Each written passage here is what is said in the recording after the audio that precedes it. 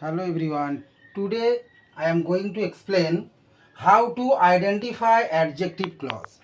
আজকে আমি বোঝাবো কিভাবে adjective clause identify করবে। Number 1, I made the boy who won the first prize. তো এখানে I made the boy এটা হচ্ছে main clause, who won the first prize এটা হচ্ছে ডিপেন্ডেন্ট ক্লজ। তাহলে এখানে এই যে হু কানেক্টর, এর কানেক্টরের আগে যদি নাউন থাকে তাহলেই আমরা এটাকে বলবো অ্যাডজেক্টিভ ক্লজ।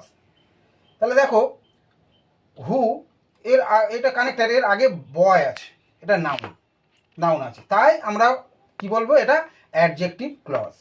পরেরটায় আসছি, tell me the time when he will return. তো এখানে দেখো কানেক্টর হোয়েন, এর আগে টাইম, এই টাইমটা হচ্ছে নাউন, তাই এটা adjective clause. Number 3, he is a footballer whom we all no.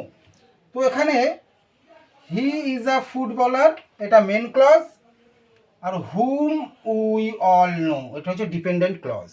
তাহলে এখানে হুম যে কানেক্টর, তার আগে ফুটবলার আছে, এটা নাউন, তাই এটা হচ্ছে অ্যাডজেক্টিভ ক্লজ।